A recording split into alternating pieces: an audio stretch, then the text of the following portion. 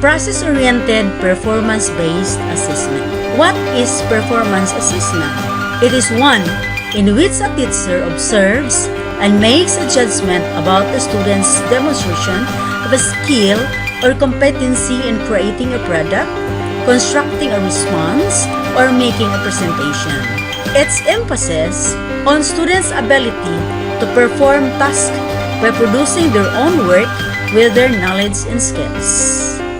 Example, we have singing, playing a piano, performing a gymnastics, or a completed paper or a project. Here are the characteristics of performance assessment. So it is a performance assessment when the students perform, create, construct, produce, or do something. When the students are required to have deep understanding and or reasoning skills which are needed and is assessed. When it involves sustained work, which often days. When it calls on students to explain, justify, and defend. When it involves engaging ideas of importance and substance. When it relies on trained assessors' judgment for scoring.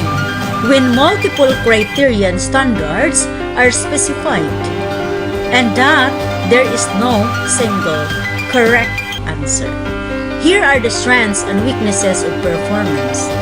We have here the strengths. Integrates assessment with instruction. Learning occurs during assessment. Provides opportunity for formative assessment. It is more authentic. It is more engaging. Active involvement of students. The emphasis is on reasoning skills. The teachers establish criteria to identify successful performance, emphasis on application of knowledge, and it will encourage students' self-assessment. While its weaknesses, the reliability may be difficult to establish, measurement error due to nature of the scoring, inconsistent students' performance across time may result in inaccurate conclusion. When it requires considerable teachers' time to prepare and students' time to complete. And this is difficult to plan for amount of time needed. Process-oriented performance-based assessment. Is it important? Yes, it is important to assist students' learning, not only through their outputs or products, but also the process which the students underwent in order to arrive at these products or outputs. Learning entails not only what students know, but what they can do with what they know. It involves knowledge, abilities, values, attitudes, and habits of mind that affect academic success and performance beyond the classroom. Process-oriented learning competencies. Information about outcomes is important. So to improve outcomes, we need to know about students' experience along the way, about the curricula, the teaching, and the kind of students that lead to a particular outcomes. Assessment can help us understand which students learn best under what conditions. With such knowledge comes the capacity to improve the whole of their learning. Process-oriented performance-based assessment is concerned with the actual task performance rather than the output or product of the activity. Competencies are defined as group or clusters of skills and abilities needed for a particular task. The objectives focus on the behaviors which exemplify best practice for the particular task. Such behavior ranges from a beginner or novice level up to the level of expert. Example: the task is recite a poem by Edgar Allan Poe, The Raven. We can have the objective to enable the students to recite a poem entitled The Raven by Edgar Allan Poe. Specifically, recite the poem from memory without referring to notes. Use appropriate hand and body gestures in delivering the piece. Maintain eye contact with the audience while reciting the poem. Create ambience of the poem through appropriate rising and falling intonation. Pronounce the words clearly and with proper diction. The specific objectives identified constitute the learning competencies for their particular task.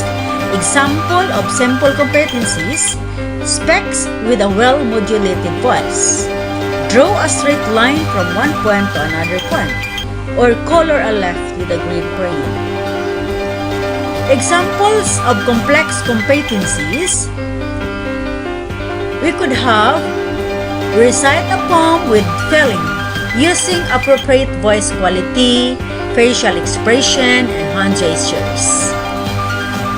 And or construct an equilateral triangle given 3 non-collinear points. Or draw and color a leaf with green crayon. Task designing standard for designing a task. We have to identify an activity that could highlight the competencies to be evaluated. Then identify an activity that would entail more or less the same sets of competencies. And finding a task that could be interesting and enjoyable for the students. So these are the things that we need to consider in designing a task. Example, the topic is about understanding biological diversity. Here are the possible task design. Bring the students to the pond or a creek. Ask them to find all living organisms near the pond or creek. Bring them to school playground to find as many living organisms they can find.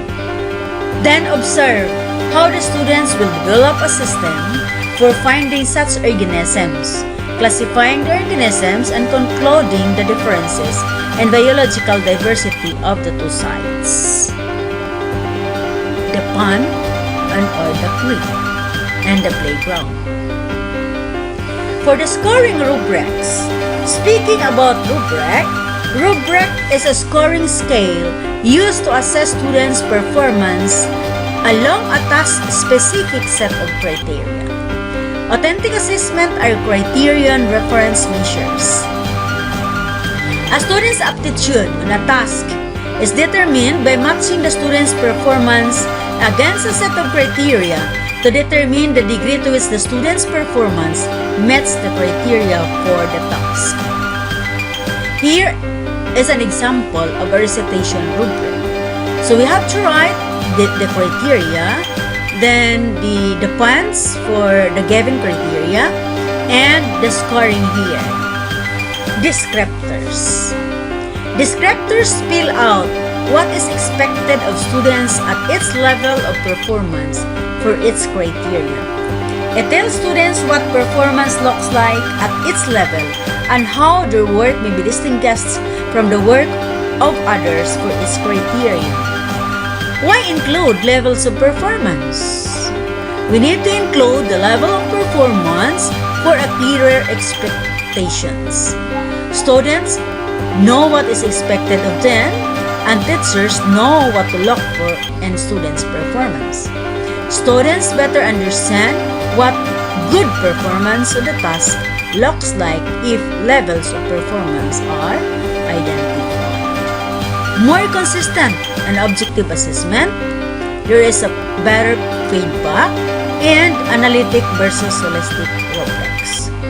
An analytic rubric articulates levels of performance for each criterion so that the teacher can assess students' performance of its criteria. Holistic rubric does not list separate levels of performance for its criterion. Instead, it assigns a level of performance across multiple criteria as a whole. Excellent speaker. Included 10 to 12 chances in hand gestures. No apparent inappropriate facial expressions. Utilizes proper voice inflection and create proper ambience for the poem. Good speaker. includes 5 to 9 chances in hand gestures, few inappropriate facial expressions, have some inappropriate voice inflection changes, almost creating proper ambience. Poor speaker included 1 to 4 changes in hand gestures, lots of inappropriate facial expressions, use monotone voice, cannot create proper ambience. This is an example of analytic scoring rubric for a writing samples. The objective is write a character study. So we have here the scoring rubrics, ideas, then we have criteria for ideas, organizations, development, and conventions, then scores that you intend to give for the different criteria. So this is an example of a holistic rubric.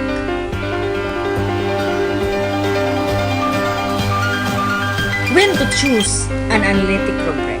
We can use analytic rubric for assignments that involve a larger number of criteria. While holistic rubric, we can use it when a quick or gross judgment needs to be made.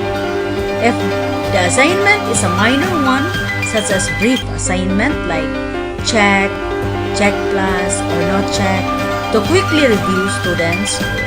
How many levels of performance should I include in my rubric? Of course, there is no specific number of levels. It's up to you as to what levels you wanted to assess for the performance of your students. Will vary depending on the task and your needs. Start with at least 3 levels and then expand if necessary. Example, makes eye contact with audience. So we may use never, sometimes, or always. Or this, we can also have never, rarely, sometimes, usually, or always. So there are 3 levels in the first example and 5 levels in the second example. That's all, and thank you.